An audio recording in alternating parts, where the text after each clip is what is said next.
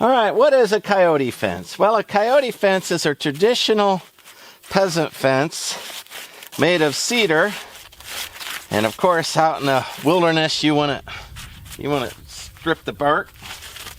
But right, I'm just going to drop those little pieces in there. That'll give ventilation to my restroom, and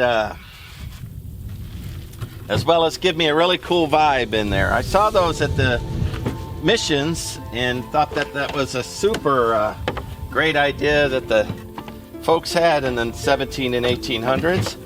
Why not carry on that tradition? If it's already a couple of hundred years old and it's still doing good, then I know I'll be fine doing here.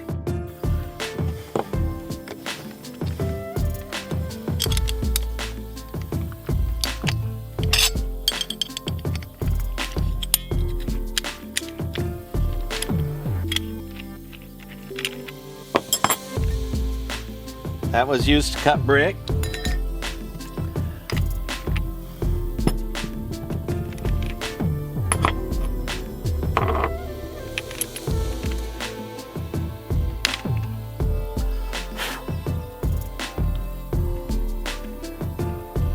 What I use to get rid of bark.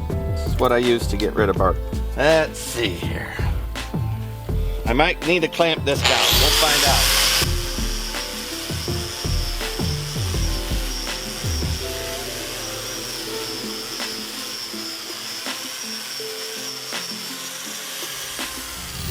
Yeah, let's clamp it down.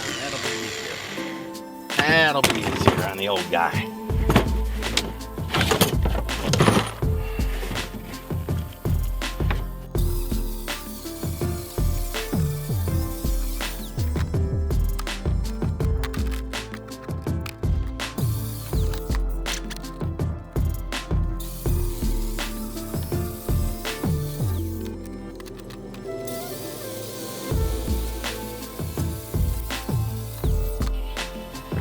I had looked in my storage for both of my tabletop grinders, and neither one of them has a wire wheel on them. They all have stone, and I don't want to mess with that. So here I am doing this.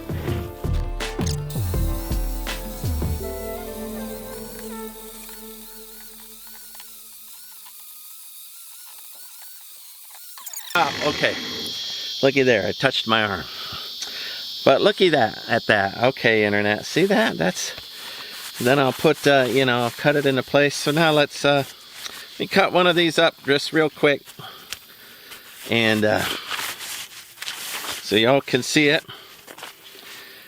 And we'll go from there.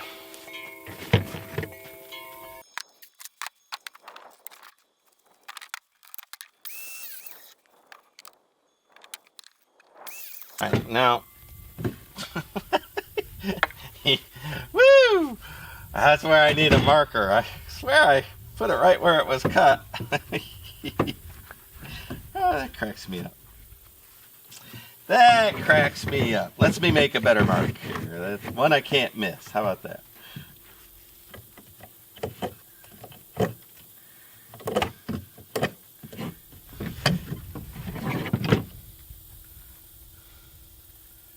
Yeah, I'm going to miss that one. I'm going to have to get a pencil or a pen. I am not scratching deeply enough in this hard cedar.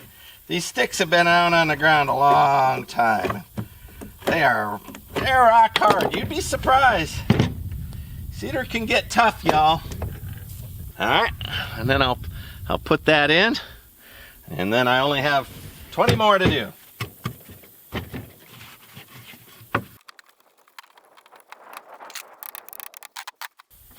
So what I'll do is I'll alternate these sticks back and forth so that I don't have a lot of taper. Fat end, skinny end, skinny end, fat end, fat end, skinny end, skinny end, fat end. That's how I'll do that. I'm gonna have to go get a pen because this isn't gonna work. This cedar's just too darn hard.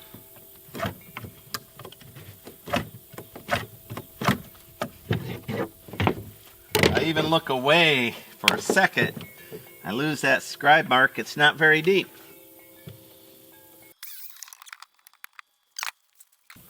So every so often I'm gonna have one that I'll screw in later, or I'll glue in, because I'll use those spots to run screws in and anchor it to the door. I apologize for the stuttering and stammering. It is mighty hot out here, folks.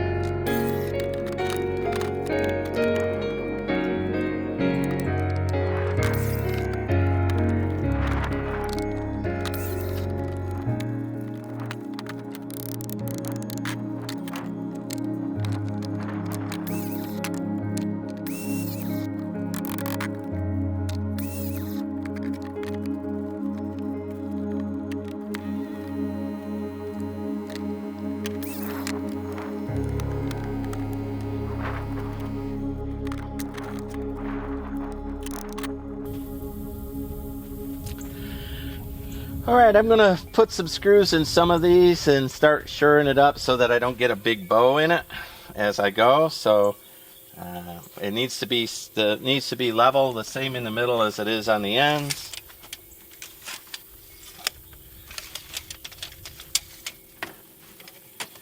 Yeah, and it currently is, so let's go ahead and do all that work.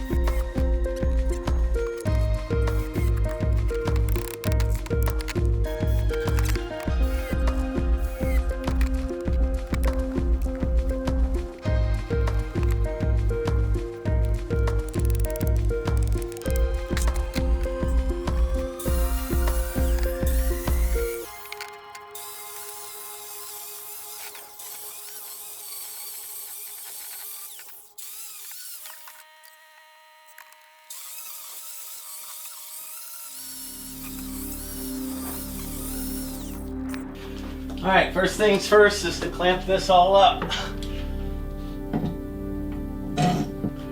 Alright, I've got it clamped up. I've moved that. I'm going to disengage this and see if it falls.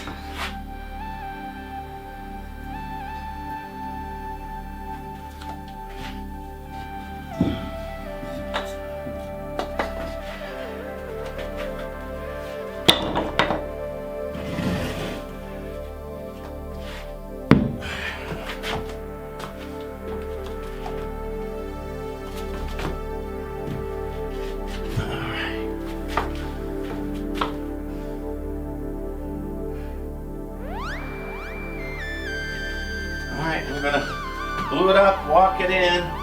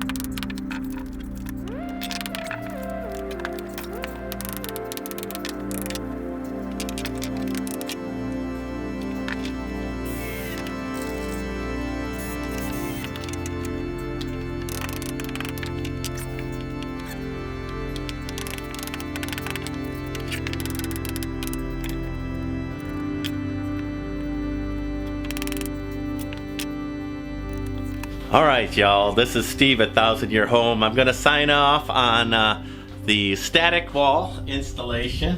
Passes my inspection. Now it's still up there with clamps, see?